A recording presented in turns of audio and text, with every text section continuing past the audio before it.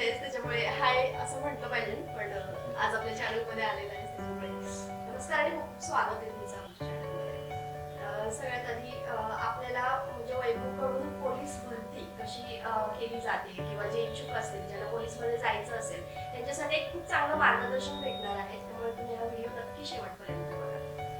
तर वैभव, ऍक्च्युली मला जेवढं माहिती आहे की तुझं BSc झालेलं आहे. BSc झालेलं असताना तू ह्या क्षेत्रात कसं काय आलास?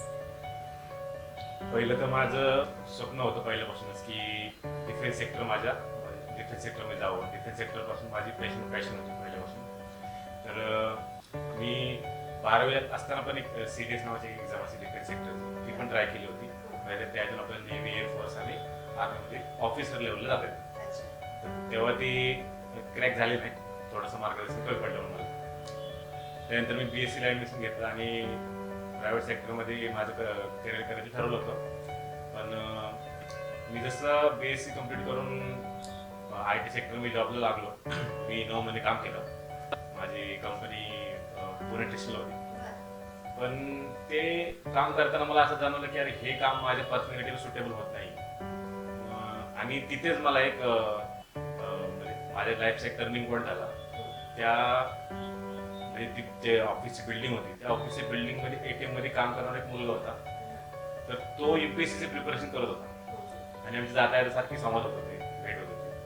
तर त्यांनी मला एक दिवस सजेशन म्हणून एक सांगितलं की तू पण एक का नाही गव्हर्नमेंट सेक्टरला ट्राय करत. तर मी मला आता एवढं सगळं करून BSc करून वगैरे एवढं सगळं सायन्सचा खर्च वगैरे करून परत सगळं तिकडे जायचं म्हणजे आणि परत ह्या एजला जायचं म्हणजे थोडा रिस्की पॉईंट वाटत होता.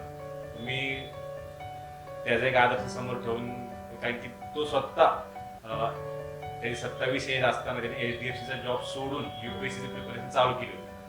तर त्यामुळे ते एक मला एक वाटलं की यार मी तर आताची 22 एजचा आहे की मी करू शकतो. त्यामुळं तो एक माझा लाईफचा टर्निंग पॉईंट ठरला. तिथून पुढे मी जॉबला रिझाईन दिला आणि पोलीस भरती करायचं ठरवलं.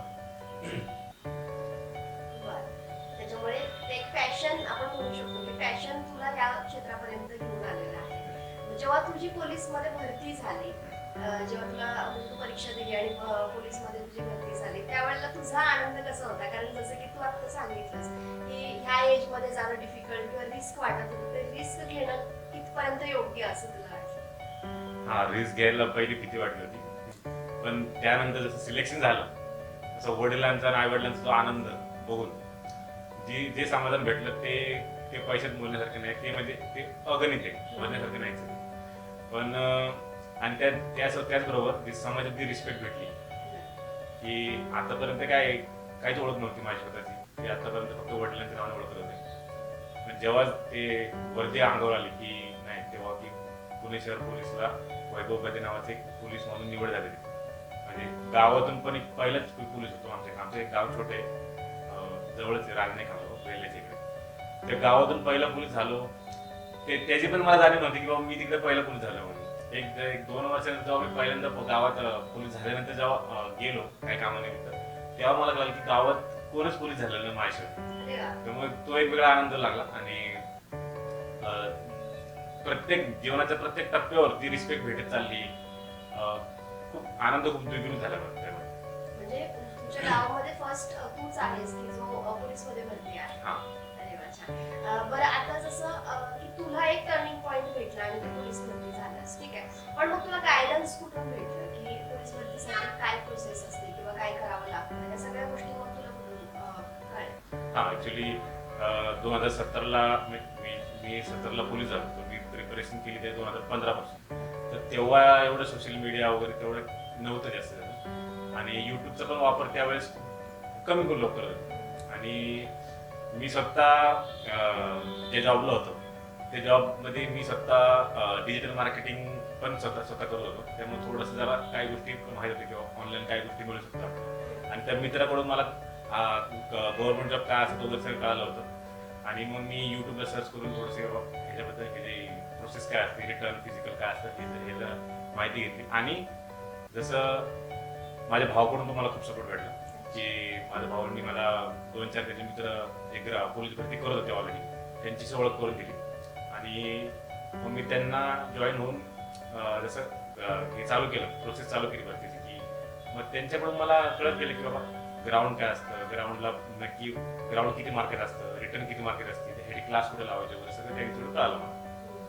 जसं आता तुम्ही म्हणाल की भावाकडून सपोर्ट भेटला तुला, ठीक आहे, पण एवढं बीएससी केल्यानंतर मग आपण एक नवीन काहीतरी सुरू करणार, म्हणजे पोलीस मध्ये भरती जाणार, हे जेव्हा तू घरच्यांना शेअर केला, घरच्यांना सांगितलं असेल, मग त्यांचं त्यावेळेला काय प्रतिसाद होता की बाबा म्हणजे एवढं सगळं केलंयस तू आणि परत आता नवी परत सुरुवात करणार, तर मग त्यावेळेला त्यांचं काय म्हणणं होतं? हा, पहिली रिएक्शन त्यांची ऑब्व्हियसली त्यांनी नाराज व्यक्त केली, कारण की त्यांना माझ्याकडून एक वेगळ्या अपेक्षा होती की बाबा एवढं सगळं खर्च मला जो केला, की भावाचं कॉमर्स साईडने शिक्षण झालं होतं, पण माझं सायन्स साईडने शिक्षण झाल्यामुळे मला क्लासचा कॉलेजचा जो खर्च आला होता त्या हिशोबाने त्यांनी की तू असं का करता, नाराज होणं साहजिकच आहे, कारण की मी पण होतं काम जेव्हा कामाला लागली गोष्टी अनुभवली की बाबा एवढं सगळं आपण जेव्हा आपल्या मुलासाठी करतो आणि तो जेव्हा ती फील्ड सोडून दुसरीकडे जातो त्याने नाराज परत सुरुवात असते ना. खूप खूप आवडते. ते 2 वर्ष खूप आवड गेली मला कन्व्हिन्स करण्यासाठी की बाबा पप्पा मी करतोय, मी करू शकतो. आणि त्यांना थोडंसं जरा की कॉन्फिडन्स नव्हतं की बाबा ही फील्ड सोडून मी ह्या फील्डमध्ये करू शकेल का वगैरे, कुणालाच नसणार ऑब्व्हियसली. पण तेव्हा मी जेव्हा 2016ला जेव्हा पहिल्यांदा पोलीस भरती दिली खूप प्रयत्न करून, तेव्हा माझे फक्त 2 मार्कांनी ती पोस्ट गेली. मग तेव्हा पप्पांना जाऊन फक्त म्हणलं पप्पा खूप प्रयत्न करून एवढं जवळ आलोय, अजून एक चान्स द्या मला, ह्या वर्षी मी काय करून पोलीस भरती होऊन दाखवणार, त्याच्यानंतर तुम्ही मेहनत करा. मग त्याच्यामुळे पप्पांना थोडा विषय वाढला आणि माझ्या भावाने पण थोडंसं सांगितलं की बाबा खूप जवळ आला नाही, कारण की पप्पांना थोडंसं शिक्षण कमी झालं असल्यामुळे त्यांना या गोष्टीबद्दल थोडंसं नॉलेज कमी असल्यामुळे थोडा मी भावाचा पण आधार घ्यायचा, भावाला थोडंसं तू सपोर्ट करत त्यांना सांग किंवा मी खूप जवळ आलोय आणि आता मला व्हायचं. तर त्यांनी सपोर्ट दिला आणि त्या वर्षी मला खूप सपोर्ट भेटला पप्पांना की बाबा आता तू कर. त्यांना पण ते दिसलं की बाबा माझी मेहनत दिसली, मी सकाळी उठून वगैरे सगळं रनिंग करून दिवसभर लायब्ररीत जाऊन वगैरे अभ्यास करून त्यांना ती दिसली मेहनत. आणि त्या वर्षी मग मी 2017 साली पोलीस झालो. म्हणजे थोडक्यात पॅशन असेल आणि विश्वास असेल तर माणूस काही करू शकतो, बरोबर? तर आता मला जसं माहितीये की अकॅडमी पण आहे, तू अकॅडमी चालू केली आहे, तर ती अकॅडमी कुठे आहे आणि तिथं काय म्हणजे कोणत्या पद्धतीचं प्रशिक्षण दिलं जातं मुलांना, किंवा पोलीस भरतीसाठी जे प्रोसेस आहे ती प्रोसेस तिथं कोणत्या पद्धतीने सांगितली? हा, ऍक्च्युली याबद्दल खूप मला बोलायचं आहे की माझ्या अकॅडमीचं नाव वॉरियर्स आहे. मी फक्त मैदानी चाचणीची तयारी करून घेतो. तर तळजाई टेकडी नावाच्या ठिकाणी पुण्यामध्ये, तिकडे सकाळी माझ्या ड्युटीचा टायमिंगनुसार जसं माझे दिवस पाळी असले की मी सकाळी 6 ते 8 घेतो आणि जर माझी नाईट शिफ्ट असली की मी संध्याकाळी 5 ते 7 अशी प्रॅक्टिस घेतो. तर त्याची सुरुवात म्हणायचं तर मी जेव्हा पोलीस भरती प्रॅक्टिस करत होतो तेव्हा मला अकॅडमी लावण्यासाठी एक आर्थिक पाठबळ कमी पडलं जरा. फायनान्शियल कंडिशन थोडीशी ठीक असल्यामुळे थोडं मला अकॅडमी जॉईन करता आली वगैरे. मग ते डोक्यात ठेवून मी पोलीस झालो तसं माझ्या डोक्यात एकच होतं, मी असं अकॅडमी म्हणून असं सुरुवात नव्हती केली.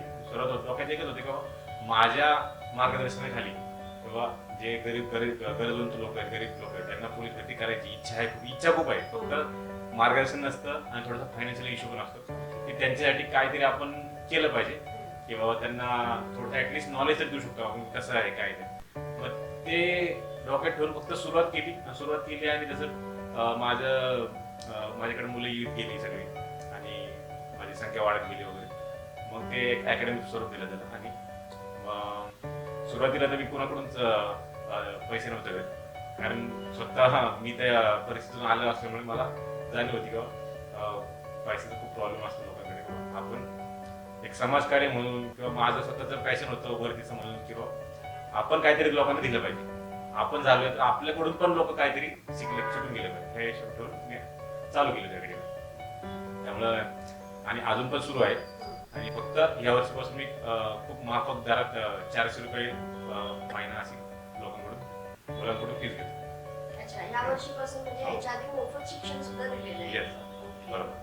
अच्छा, म्हणजे बीएससी झाल्यानंतर मग स्वतःचं एक पॅशन म्हणून वर्दीसाठी प्रयत्न करणं आणि त्यातून पण परत मग आपण जे त्रास सहन केला तो बाकी इतर लोकांना, काही लोकांना होऊ नये किंवा काही लोकांची मदत म्हणून तू अकॅडमी पण चालू केलीस. वा छान, म्हणजे माझा मित्र असल्याचा पण मला गर्व वाटतंय. आता खरं तर मला पण ही गोष्ट माहिती नव्हती. खूप छान वैभव. आणि आता जे तरुण पिढी आहे किंवा ज्यांना पोलीसमध्ये यायचं आहे, भरती आहे, त्यांच्यासाठी तू काय एक मेसेज देऊ वाटतं? हा, तर आता जी तरुण पिढी आहे ती खूप जास्त स्मार्ट आहे, खूप जास्त म्हणजे फिट आहे त्या गोष्टीबद्दल आणि खूप जास्त अवेअर पण आहे की त्यांना सगळ्या गोष्टी एक ऑन क्लिक भेटतात सगळ्या मोबाईल वगैरे, की सगळी माहिती पण भेटते त्यांना. आणि त्यांची खूप क्युरियोसिटी पण असते की काहीतरी करायचंय वगैरे. फक्त त्यांना कधी कधी गायडन्स चुकीचं भेटतं, गायडन्स मिळत नाही वगैरे. पण त्यांनी एक बाबा की त्यांना जी पण फील्ड निवडायची आहे, पोलीस भरती निवडायची का जी पण फील्ड आहे त्याच्याबद्दल प्रॉपर नॉलेज घेऊन त्या फील्डमध्ये उतरावं. त्याचं स्ट्रक्चर काय आहे, काय त्याचा विचार करून आणि त्याला मला किती टाइम लिमिट लागणार आहे वगैरे या सगळ्यांचा विचार करून मला त्यासाठी आर्थिक पाठबळ माझ्याकडे आहे का, नसेल तर त्याच्यामध्ये मी काय सोल्युशन घेऊ शकतो किंवा मी जॉब करून हे करू शकतो का वगैरे या सगळ्या गोष्टी विचार करून आपण सुरुवात केली पाहिजे. आणि सुरुवात केलीच पाहिजे. आणि ज्याला खास काहीतरी देशासाठी करायचंय त्यांनी तर ती वर्दी घालून कर्तव्य केलंच पाहिजे आणि पोलीस भरती झालाच पाहिजे. नक्कीच. जसं की आता तू कॉन्स्टेबल पदावरती कामाला आहेस, तर तुझं मग पुढचं गोल काय आहे? हा, मी PSI ची प्रिपरेशन 2017 पासूनच करत होतो, म्हणजे पोलीस भरती झाल्यापासूनच. मग काही थोड्या मार्काने माझी एक्झाम्स राहत होती. आणि मागच्या वर्षीची गोष्ट आहे की मागच्या वर्षी मी अक्षरशः फायनल मेरिटला मला 3 मार्काने संधी हुकली पोलीस PSI व्हायची. यावर्षी परत मी PSI ची परीक्षा देतोय आणि तीच एक सध्या माझी इच्छा आहे की बाबा ॲटलिस्ट मी PSI व्हावं. माझ्यासाठी नाही तर ॲटलिस्ट माझ्या आईवडिलांसाठी तरी किंवा घरात कोणीतरी ऑफिसर पदाला जावं घरातून. नक्कीच तुझ्या प्रयत्नांना यश येईल, कारण प्रयत्नांती परमेश्वर असं म्हणतात. आणि तुझा माझ्या मोबाईलमध्ये तुझा नंबर मी ऑलरेडी PSI म्हणूनच सेव्ह केलेला आहे, तर ते 100% PSI होशीलच, तर काही वादच नाही. आणि प्रयत्न एवढे करतोय, तुझ्या प्रयत्नांना नक्कीच यश देईल. बाकी अजून अकॅडमी जे आहे, तर आता तिथं किती स्टुडंट्स आहेत तुझ्याकडे? हा, आता माझ्याकडे 30 स्टुडंट आहेत तिकडे. 30 ज्याला कोणालाही अकॅडमी जॉईन करायची असतील वगैरे त्यांनी ते मॅडम कॉन्टॅक्ट नंबर देतीलच माझा. तर वॉरियर्स नावाने तळजाई टेकडी पुण्यामध्ये ऑलमोस्ट लोकांना माहीत असतं. तिकडे मी मार्गदर्शन देतो, स्वतः फिजिकल घेतो आणि स्वतः मी त्यांच्यासोबत पळतो. कारण की मी स्वतः मला व्यायामाची खूप आवड असल्यामुळे मला ते एक सवय झाल्यासारखं झालं की मी स्वतः व्यायाम करतो त्यांच्यासोबत आणि त्यांच्यासोबत पळताना एक वेगळाच आनंद भेटतो. मग हे मॅनेज कसं होतं? जसं की अकॅडमी आहे, मग ड्युटी पण आहे आणि PSI ची एक्झामची पण तयारी चालू आहे. मग हा सगळं शेड्यूल कसा असतो? आणि त्याच्यामध्ये मग ऑब्व्हियसली आता फॅमिली टाइम पण देणं खूप गरजेचं आहे. मग ते सगळं पॉसिबल होतं का? किंवा जसं आपल्याला माहिती आहे की सणवार येतात, सणवारामध्ये तुमची ड्युटी डबल होऊन जाते, तर तुम्हाला ते सगळं सेलिब्रेट करायला भेटतं का? किंवा त्यावेळेला मग कुठेतरी असं वाटतं का की कधीतरी की अरे आपण फॅमिलीला तेवढा टाइम नाही देऊ शकत? हा, आता प्रत्येक गोष्टी जसं चांगले पॉईंट असतात तसं वाईट पॉईंट पण असतात. पण आपण नेहमी चांगले पॉईंटच बघितले पाहिजे की थोडाफार त्याग करावाच लागतो. सणवार वगैरे ह्या गोष्टीला टाइम मिळत नाही ते मान्य आहे, फॅमिलीला पण टाइम देता येत नाही हे पण मान्य आहे. पण जर पॅशनच वर्दी होतं तर मग आता त्या गोष्टीसाठी करावंच लागणार. आणि पण आता आजकाल कोण बिझी नाही, सगळे कामामध्ये बिझी आहे. सगळ्यांना त्यांचं कामाचं शेड्यूल वगैरे एवढे हेक्टिक झाले IT सेक्टरमध्ये असं कुठल्या, त्यामुळे प्रत्येकाला शक्य होत नाही की सगळ्या गोष्टी टाइम काढणं. आणि अकॅडमी, माझी ड्युटी, माझा अभ्यास हे सगळं मी 2017 पासून आतापर्यंत करत आलोय. याच्या पुढे पण करत राहणार की मला सगळं ते टाइम मॅनेजमेंट मला सगळ्या ग्राउंड पासून ते 12 तास ड्युटी करून अभ्यासाचा टाइम मॅनेज करून फॅमिलीला टाइम देऊन सगळं मॅनेजमेंट होत आलंय आणि करत राहील. छान. म्हणजे जेव्हा आपण एखादं काम हातात घेतो ते काम त्या पॅशननी करायला पाहिजे. हे तुझ्याकडून नक्कीच म्हणजे ऐकायला भेटलं. आणि फॅमिली पण आहे, सगळं आहे, पण त्याच्यावर तू कामाला म्हणजे पॅशन ठेवतोयस, वर्दीला ते जे एक महत्त्व देतोयस, ते ऐकूनच खूप छान वाटलं. आणि तुझ्या सरांचं जे अकॅडमी आहे त्या अकॅडमीचा नंबर आणि पत्ता मी डिस्क्रिप्शनमध्ये तुम्हाला देऊ. नक्की तुम्ही संपर्क साधा. कोणी गरजू असतील इच्छुक असतील त्यांना पोलीसमध्ये जायचं आहे त्यांनी नक्कीच संपर्क करा. ठीक आहे वैभव, तुझा एवढ्या बिझी शेड्यूल मधून सुद्धा तू आज वेळ काढून आमच्या चॅनलला भेट दिलीस आणि तुझे विचार जे मनमोकळेपणाने आम्हाला सांगितले त्याच्याबद्दल खूप खूप धन्यवाद.